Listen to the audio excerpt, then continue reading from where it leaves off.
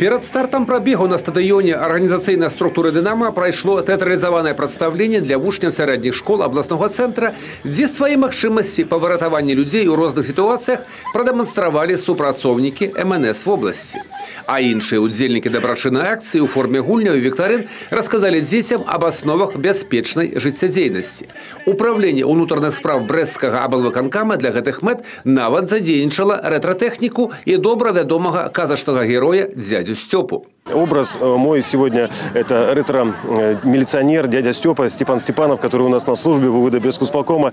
Человек, который, можно сказать, что Анискин, участковый, который помогает детям жить в безопасности. И ретро-автомобиль в эту тематику. Он действительно в хорошем состоянии. Мы его специально подготовили к этому пробегу. Я думаю, что деткам будет приятно сфотографироваться, пообщаться.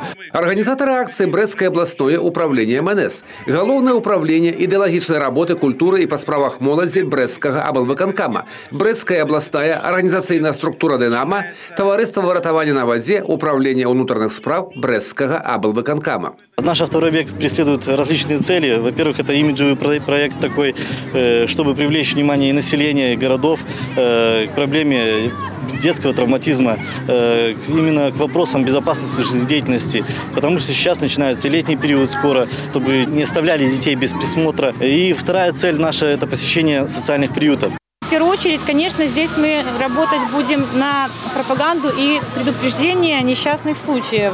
Мы будем рассказывать деткам в школах-интернатах, детских домах о том, как себя вести у водоемов. Дети – это наше будущее. И то, что мы заложим им сейчас в их сознании, отразится на будущем, собственно, у них и будет по жизни. Те знания, которые они получают сейчас, они не только помогают им, они помогают и остальным, так как молодежь между собой сейчас тесно общается и ВКонтакте, и в различных соцсетях.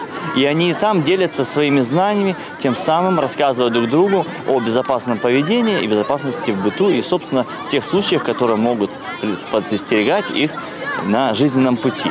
Колонна удзельнікаў автопробегу пераадолее больше 1000 километров. Запланавана специальная программа у 10 дзіцячых домах и интернатах, куда гости приедут с подарунками.